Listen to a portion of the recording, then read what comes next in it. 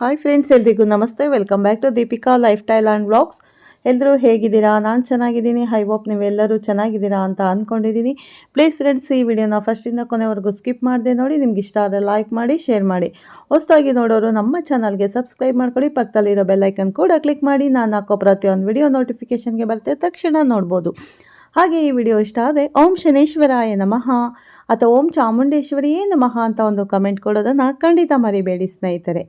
ನಾನಿವಾಗ ತಿಳಿಸ್ಕೊಡ್ತಾ ಇದ್ದೀನಿ ಮಕರ ರಾಶಿ ಬಗ್ಗೆ. ಬನ್ನಿ ನೋಡೋಣ. ಈ ವಿಡಿಯೋನ ಫಸ್ಟಿಂದ ಕೊನೆವರೆಗೂ ಸ್ಕಿಪ್ ಮಾಡದೆ ನೋಡಿ. ಹಾಗೆ ಮಕರ ರಾಶಿಯ ಸ್ನೇಹಿತರಿಗೆ, ಸಂಬಂಧಿಕರಿಗೆ ಶೇರ್ ಮಾಡೋದನ್ನು ಮರಿಬೇಡಿ. ಮಕರ ರಾಶಿಯ ಸ್ನೇಹಿತರಿಗೆ ಮತ್ತೊಮ್ಮೆ ನಮ್ಮ ಚಾನಲ್ಗೆ ಸ್ವಾಗತ ಸ್ನೇಹಿತರೆ, ಮತ್ತು ನಮಸ್ಕಾರ.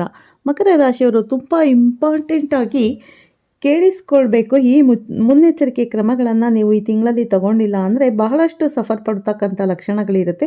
ಜೊತೆಗೆ ಅಷ್ಟೇ ಅಲ್ಲ, ವಿಶೇಷವಾಗಿ ಕೆಲವೊಂದಿಷ್ಟು ಯೋಗಗಳು ಕೂಡ ಬರ್ತಾ ಇರುತ್ತೆ. ನಿಮಗೆ ಲಾಭದಾಯಕವಾಗಿರುವಂಥದ್ದು ಕೂಡ ಇರುತ್ತೆ. ಅಷ್ಟೇ ಎಚ್ಚರಿಕೆಯಿಂದ ಇರಬೇಕಾದದ್ದು ಕೂಡ ಇರುತ್ತೆ. ಎಲ್ಲದರ ಕುರಿತಾಗಿ ಕೂಡ ಸಂಪೂರ್ಣವಾದಂಥ ಮಾಹಿತಿಯನ್ನು ತಿಳಿಸ್ಕೊಡ್ತೇನೆ. ಮೊದಲನೇ ಸಾರಿ ಚಾನಲ್ಗೆ ಬಂದಿರುವಂಥವ್ರು ಖಂಡಿತ ಸಬ್ಸ್ಕ್ರೈಬ್ ಮಾಡ್ಕೊಳ್ಳದೆ ವಿಡಿಯೋ ನೋಡ್ತಾ ಇದ್ದರೆ ಸಬ್ಸ್ಕ್ರೈಬ್ ಮಾಡ್ಕೊಳ್ಳಿ. ಹಾಗೆ ಪಕ್ಕದಲ್ಲಿರೋ ಬೆಲ್ಲೈಕನ್ ಕೂಡ ಕ್ಲಿಕ್ ಮಾಡ್ಕೊಳ್ಳಿ. ಮುಂದಿನ ದಿವಸಗಳಲ್ಲಿ 3 ವರ್ಷಗಳ ಕಾಲ ಅಂದರೆ 2027, 28, 29 ಹೇಗಿರುತ್ತೆ ಅನ್ನುವಂಥ ಅನಾಲಿಸಿಸ್ ಈ ವಿಡಿಯೋ ಕೂಡ ಮಕರ ರಾಶಿ ಕುರಿತಾಗಿ ಅಪ್ಲೋಡ್ ಆಗುತ್ತೆ. ಅದು ನೀವು ಮಿಸ್ ಆಗದೆ ನೋಡಬೇಕು ಅಂದರೆ ಈ ಕೂಡಲೇ ನಮ್ಮ ಚಾನಲನ್ನು ಸಬ್ಸ್ಕ್ರೈಬ್ ಮಾಡ್ಕೊಳ್ಳಿ. ಹಾಗೆ ಪಕ್ಕದಲ್ಲಿರೋ ಬೆಲ್ಲೈಕನ್ ಕೂಡ ಕ್ಲಿಕ್ ಮಾಡಿ. ಓಕೆನಾ? ಖಂಡಿತ ನಿಮಗೆ ನಾನು ಹಾಕೋ ಪ್ರತಿಯೊಂದು ವಿಡಿಯೋ ನೋಟಿಫಿಕೇಷನ್ಗೆ ಬರುತ್ತೆ. ಸ್ನೇಹಿತರೆ, ಈ ತಿಂಗಳಲ್ಲಿ ಬನ್ನಿ ಹೇಗಿದೆ ಮೊದಲಿಗೆ ತಿಳ್ಕೊಳ್ಳೋಣ.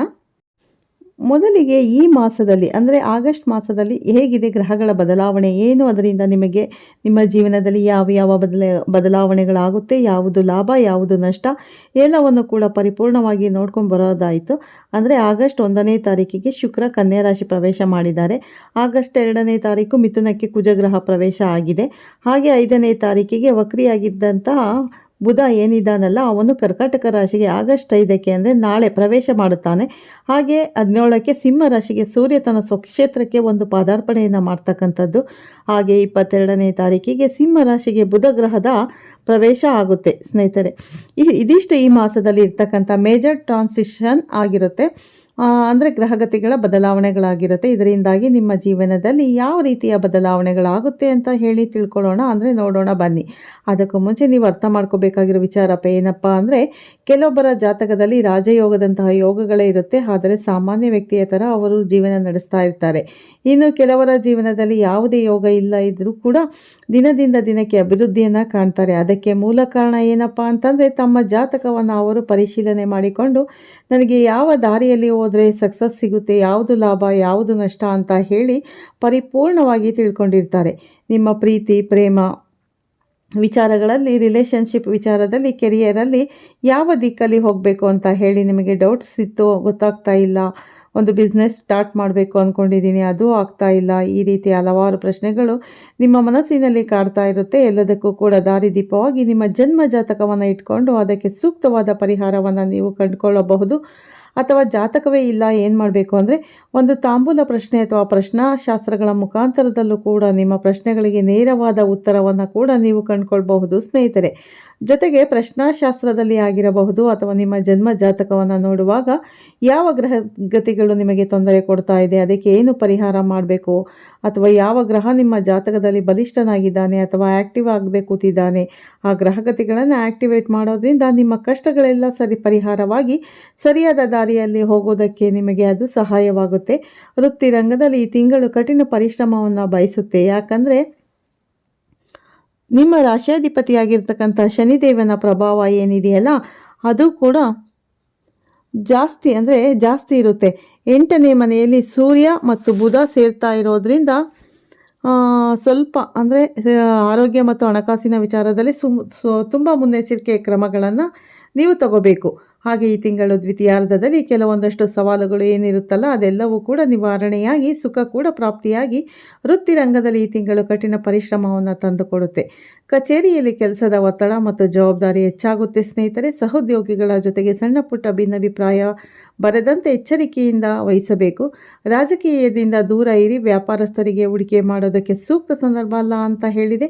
ಇನ್ನು ಕೌಟುಂಬಿಕ ಜೀವನದಲ್ಲಿ ಮಿಶ್ರ ವಾತಾವರಣ ಅಂತಕ್ಕಂಥದ್ದು ಇರುತ್ತೆ. 8ನೇ ಮನೆಯಲ್ಲಿ ಸೂರ್ಯನ ಪ್ರಭಾವದಿಂದ ಕುಟುಂಬ ಸದಸ್ಯರ ಜೊತೆ ಮಾತಾಡಬೇಕಾದ್ರೆ ಸಮಯ ಅಂತಕ್ಕಂಥದ್ದನ್ನು ಇಟ್ಕೊಳ್ಳಿ, ಇಲ್ಲದಿದ್ದರೆ ತಪ್ಪು ತಿಳುವಳಿಕೆ ಉಂಟಾಗಬಹುದು. ಪ್ರೇಮಿಗಳಿಗೆ ಈ ತಿಂಗಳು ಸಾಮಾನ್ಯವಾಗಿರುತ್ತೆ, ಆದರೆ ನಿಮ್ಮ ಸಂಗಾತಿಯ ಮೇಲೆ ನಂಬಿಕೆಯನ್ನು ಕಳೆದುಕೊಳ್ಬೇಡಿ ಮತ್ತು 3ನೇ ವ್ಯಕ್ತಿ ಮಾತುಗಳಿಗೆ ಕಿವಿ ಕೊಡೋದಕ್ಕೆ ಹೋಗಬೇಡಿ. ವಿವಾಹಿತ ದಂಪತಿಗಳ ನಡುವೆ ಸಣ್ಣ ಪುಟ್ಟ ಜಗಳಗಳು ಅಥವಾ ಹೀಗೋ ಸಂಘರ್ಷಗಳಾಗಬಹುದು. ನಿಮಗೆ ಯಾವುದೇ ಒಂದು ಸಮಸ್ಯೆಗಳು ಬರದೇ ಇರೋ ಥರ, ಅನಗತ್ಯವಾಗಿ ತೊಂದರೆಗಳಾಗೋ ಥರ ಸಂಗಾತಿಯ ಆರೋಗ್ಯದ ಕಡೆ ಗಮನ ಹರಿಸಿಕೊಳ್ಬೇಕಾಗುತ್ತೆ. ಹಾಗೂ ಅವಿವಾಹಿತರಿಗೆ ಹೊಸ ಸಂಬಂಧಗಳು ಬರಬಹುದು. ವಿವಾಹ ನಿರ್ಧಾರ ತಗೋಬೇಕಾದರೆ ಆತುರವಾಗಿ ಯಾವುದೇ ನಿರ್ಧಾರ ತಗೊಳ್ಳೋಕ್ಕೆ ಹೋಗಬೇಡಿ. ಸರಿಯಾಗಿ ಯೋಚಿಸಿ ಮುಂದುವರಿಬೇಕಾಗುತ್ತೆ. ಇನ್ನು ಆರ್ಥಿಕವಾಗಿ ಈ ತಿಂಗಳು ಅತ್ಯಂತ ಜಾಗರೂಕರಾಗಿರಬೇಕು. ಹಠಾತ್ ಖರ್ಚುಗಳು ಅಥವಾ ವೈದ್ಯಕೀಯ ವೆಚ್ಚಗಳು ಬರಬಹುದು. ಬಜೆಟಲ್ಲೂ ಕೂಡ ಏರುಪೇರಾಗಬಹುದು. ಶೇರ್ ಮಾರ್ಕೆಟ್, ಲಾಟರಿ ಅಥವಾ ತ್ವರಿತವಾಗಿ ಹಣ ಗಳಿಸುವುದಕ್ಕೆ ಯಾವುದೇ ಒಂದು ಯೋಜನೆಯಲ್ಲಿ ದೊಡ್ಡ ಮೊತ್ತದ ಹಣವನ್ನು ಹೂಡಿಕೆ ಮಾಡಬೇಕಾದ್ರೆ ಹಳೆಯ ಬಾಕಿ ಕೈ ಸೇರೋದಕ್ಕೆ ಅದೆಲ್ಲ ಏನೆಲ್ಲ ಇರುತ್ತಲ್ಲ ಅದನ್ನು ನೀವು ಏಕಾಗ್ರತೆಯಿಂದ ಯೋಚನೆ ಮಾಡಬೇಕು. ಯಾಕಂದರೆ ದೊಡ್ಡ ಮಟ್ಟದ ಹಣ ಹಾಕಿದರೆ ಬರೋದಿಲ್ಲ ನಿಮಗೆ. ಮತ್ತೆ ಹಳೆಯ ಬಾಕಿ ಏನಾದರೂ ನಿಮಗೆ ಬರಬೇಕು ಇತ್ತು, ಅದನ್ನು ಒಂದು 100 ರೂಪಾಯಿ ಇನ್ವೆಸ್ಟ್ ಮಾಡಿರ್ತೀರಿ, ಆ 100 ರೂಪಾಯಿ ಬರಬೇಕಾದ್ರೆ 200 ರೂಪಾಯಿ ಹಾಕಬೇಕಂತ ಹೇಳ್ತಾರೆ. ಇದೆಲ್ಲ ಸ್ವಲ್ಪ ಸ್ಕ್ಯಾಮ್ ಇರುತ್ತೆ. ಇದನ್ನು ಯೋಚನೆ ಮಾಡಿ ನೀವು ತಗೋಬೇಕಾಗುತ್ತೆ. ಆರ್ಥಿಕವಾಗಿ ಈ ತಿಂಗಳು ಅತ್ಯಂತ ಜಾಗರೂಕರಾಗಿರಬೇಕು ಅಂತಕ್ಕಂಥ ಮಾತನ್ನು ಹೇಳೋದಕ್ಕೆ ಇಷ್ಟಪಡ್ತೀನಿ. ಆಸ್ತಿ ಖರೀದಿ ಮಾಡಲಿಕ್ಕೆ ಅಥವಾ ಮಾರಾಟ ಮಾಡುವಂಥ ವಿಚಾರದಲ್ಲಿ ಈ ತಿಂಗಳು ಮಧ್ಯಮ ಫಲದಾಯಕವಾಗಿರುತ್ತೆ. ಯಾವುದೇ ಪ್ರಮುಖ ಆಸ್ತಿ ಪತ್ರಗಳಿಗೆ ಸಹಿ ಹಾಕೋದಕ್ಕೆ ಮುಂಚೆ ಕಾನೂನು ತಜ್ಞರ ಒಪಿನಿಯನ್ ತೆಗೆದುಕೊಳ್ಳಿ. ಕೂಲಂಕುಷವಾಗಿ ಪರಿಶೀಲಿಸಿ. ಅಥವಾ ಪಿತ್ರಾರ್ಜಿತ ಆಸ್ತಿ ವಿಚಾರದಲ್ಲಿ ಯಾವುದೇ ದೊಡ್ಡ ನಿರ್ಧಾರಗಳನ್ನು ಈ ತಿಂಗಳಲ್ಲಿ ತಗೊಳ್ಳೋದಕ್ಕೆ ಹೋಗಬೇಡಿ. ಕೊನೆಯ ವಾರದವರೆಗೂ ಕೂಡ ಮುಂದೂಡೋದು ಒಳ್ಳೆಯದು. ಇನ್ನು ಆರೋಗ್ಯದ ದೃಷ್ಟಿಯಿಂದ ಈ ತಿಂಗಳು ವಿಶೇಷವಾಗಿ ಗಮನ ಅಂತಕ್ಕಂಥದ್ದನ್ನು ಇಟ್ಕೊಳ್ಬೇಕಾಗುತ್ತೆ. ಅಷ್ಟಮದಲ್ಲಿ ಸೂರ್ಯನ ಪ್ರಭಾವ ಇರೋದ್ರಿಂದ ಉದರ ಸಂಬಂಧಿ ಅಥವಾ ಹೊಟ್ಟೆಗೆ ಸಂಬಂಧಪಟ್ಟಂಥ ಸಮಸ್ಯೆಗಳು ಇರಬಹುದು. ಕಣ್ಣಿನ ತೊಂದರೆ ಅಥವಾ ಮೂಳೆಗಳಿಗೆ ಸಂಬಂಧಪಟ್ಟಂಥ ಸಣ್ಣ ಪುಟ್ಟ ನೋವುಗಳು ಕಾಣಿಸಬಹುದು. ವಾಹನ ಚಲಾವಣೆ ಮಾಡಬೇಕಾದರೆ ಅತಿ ಎಚ್ಚರಿಕೆಯಿಂದ ವಹಿಸಿಕೊಳ್ಳಿ. ಸರಿಯಾದ ಸಮಯಕ್ಕೆ ಪೌಷ್ಟಿಕ ಆಹಾರ ಸೇವಿಸಿಕೊಳ್ಳಿ ಮತ್ತು ಒತ್ತಡದಿಂದ ಆದಷ್ಟು ದೂರ ಇರಿ. ದೂರ ಆಗಲಿಕ್ಕೆ ಲಾಸ್ಟಲ್ಲಿ ಒಂದು ಮಂತ್ರ ತಿಳಿಸ್ಕೊಡ್ತೀನಿ. ವಿದ್ಯಾರ್ಥಿಗಳಿಗೆ ಈ ತಿಂಗಳಲ್ಲಿ ಹೆಚ್ಚಿನ ಏಕಾಗ್ರತೆ ಅವಶ್ಯಕತೆ ಬರುತ್ತೆ. ಅಧ್ಯಯನ ಮತ್ತು ಬೇರೆ ಕಡೆಗೆ ಒಂದು ಮನಸ್ಸು ಸೆಳೆಯುವಂಥ ಸಾಧ್ಯತೆ, ಆಲಸ್ಯ ಕಾಡುವಂಥ ಸಾಧ್ಯತೆ ಇರುತ್ತೆ. ಟೆಕ್ನಿಕಲ್ ಅಥವಾ ರಿಸರ್ಚ್ ಫೀಲ್ಡಲ್ಲಿ ಇರುವಂಥವರಿಗೆ, ವಿದ್ಯಾರ್ಥಿಗಳಿಗೆ ಈ ತಿಂಗಳು ಉತ್ತಮ ಫಲಿತಾಂಶ ಸಿಗುತ್ತೆ. ಕಠಿಣ ಪರಿಶ್ರಮಕ್ಕೆ ತಕ್ಕ ಫಲ ಅನ್ನೋದು ಸಿಗುತ್ತೆ. ಹೊಸ ವಾಹನ ಖರೀದಿ ಮಾಡಲಿಕ್ಕೆ ಯೋಚನೆ ಮಾಡ್ತಾ ಇದ್ದರೆ ಈ ತಿಂಗಳು ಮೊದಲು 15 ದಿನ ಆದಮೇಲೆ ಯಾವುದನ್ನು ಮಾಡೋದಕ್ಕೆ ಹೋಗಬೇಡಿ. ಹಾಗೆ 17ನೇ ತಾರೀಕು ನಂತರ ಖಂಡಿತವಾಗ್ಲೂ ವಾಹನ ಖರೀದಿ ಮಾಡಬಹುದು. ಹಾಗೆ ಈ ತಿಂಗಳು ಪ್ರಮುಖ ಯೋಗಗಳು ಏನು ಬರುತ್ತೆ ಅಂದರೆ, ಸೂರ್ಯ ಸಿಂಹರಾಶಿಗೆ ಬರ್ತಾ ಇರೋದ್ರಿಂದ ಬುಧಾದಿತ್ಯ ಯೋಗ 8ನೇ ಮನೆಯಲ್ಲಿ ಕ್ರಿಯೇಟ್ ಆಗ್ತಾ ಇದೆ. ಇದು ನಿಮಗೆ ಪಿತ್ರಾರ್ಜಿತ ಆಸ್ತಿ ಅಥವಾ ಇನ್ಶೂರೆನ್ಸ್ ಎಲ್ಲದಕ್ಕೂ ಪಡ್ಕೊಳ್ಳೋದಕ್ಕೆ ತುಂಬ ಚೆನ್ನಾಗಿರುತ್ತೆ. ಹಾಗೂ ಮಾತಿನ ಮೇಲೆ ನಿಯಂತ್ರಣಕ್ಕೆ ಇಟ್ಕೊಳ್ಬೇಕು. ಇದೆಲ್ಲ ಪ್ರಿಕಾಷನ್ಸ್ ನಿಮಗೆ ಹೇಳ್ತಾ ಇರೋದು. ಕೋಪದಲ್ಲಿ ಅಥವಾ ಆತುರದಲ್ಲಿ ಯಾರ ಜೊತೆ ಕೂಡ ಕಟುವಾಗಿ ಮಾತಾಡಬೇಡಿ. ಸುಲಭವಾಗಿ ಆಗುವ ಕೆಲಸವನ್ನು ಹಾಳು ಮಾಡ್ಕೊಳ್ಳೋಕ್ಕೆ ಹೋಗಬೇಡಿ. ಇನ್ನು ಆರೋಗ್ಯ ನಿರ್ಲಕ್ಷ್ಯ ಮಾಡಿಕೊಳ್ಳೋದಕ್ಕೆ ಹೋಗಬೇಡಿ ಸ್ನೇಹಿತರೆ. ಸಣ್ಣ ಪುಟ್ಟ ದೈಹಿಕ ತೊಂದರೆಗಳು ಕಂಡು ಬಂದರೂ ಕೂಡ ತಕ್ಷಣ ವೈದ್ಯರ ಸಲಹೆಯನ್ನು ಪಡ್ಕೊಳ್ಬೇಕು. ಗುಪ್ತ ಶತ್ರುಗಳು ಕೆಲಸದ ಸ್ಥಳದಲ್ಲಿ ಅಥವಾ ನಿಮ್ಮ ರಹಸ್ಯಗಳನ್ನು ಅಥವಾ ನಿಮ್ಮ ಯೋಜನೆಗಳನ್ನು ಅರ್ಥ ಮಾಡಿಕೊಂಡರೆ, ಅವರಿಗೆ ನಿಮ್ಮ ರಹಸ್ಯಗಳೆಲ್ಲ ಗೊತ್ತಿತ್ತು ಅಂದರೆ ಅವರ ಜೊತೆ ನೀವು ಖಂಡಿತವಾಗ್ಲೂ ಎಚ್ಚರಿಕೆಯಿಂದ ಇರಬೇಕು. ಗುಪ್ತ ಶತ್ರುಗಳ ಬಗ್ಗೆ ಹೇಳ್ತಾ ಇದ್ದೀನಿ. ನಿಮ್ಮ ಜೊತೆ ಇರೋವರೆಗೆ ಆಯಾಗಿ ಯಾರ ಜೊತೆನೂ ಕೂಡ ಆದಷ್ಟು ನಿಮ್ಮ ಒಂದು ರಹಸ್ಯಗಳನ್ನು ಹಂಚ್ಕೊಳ್ಳೋದಕ್ಕೆ ಹೋಗಬೇಡಿ. ಇನ್ನು ಪರಿಹಾರಗಳು ನೀವು ಏನೆಲ್ಲ ಮಾಡಬೇಕು ಅಂತ ಹೇಳಿ ತಿಳಿಸ್ಕೊಡ್ತಾ ಇದ್ದೀನಿ. ಎಷ್ಟು ದಿನ ಅಂತ ಹೇಳಿ ಈ ಕಷ್ಟದ ಜೀವನವನ್ನು ಮಾಡ್ತೀರಿ. ನೀವು ಕೂಡ ಹೊರಗಡೆ ಬರಬೇಕು, ನಾವು ಕೂಡ ಸುಖವಾಗಿರಬೇಕು ಅಂತಕ್ಕಂಥ ಒಂದು ಅಭಿಲಾಷೆ ಪ್ರತಿಯೊಬ್ಬರ ಮನಸ್ಸಿನಲ್ಲಿ ಇರುವಂಥದ್ದು ಸರ್ವೇ ಸಾಮಾನ್ಯ. ನಿಮ್ಮೆಲ್ಲರಿಗೂ ಕೂಡ ಉಪಯೋಗವಾಗುವಂಥ ವಿಚಾರವನ್ನು ತಿಳಿಸ್ಕೊಡ್ತೇನೆ ನೋಡಿ.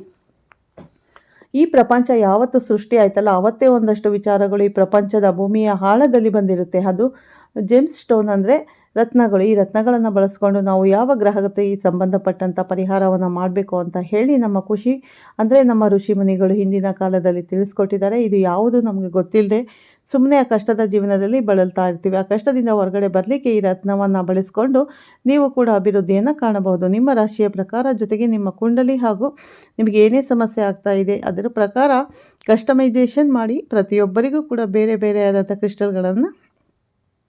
ಕ್ರಿಸ್ಟಲ್ಗಳು ಸಿಗುತ್ತೆ.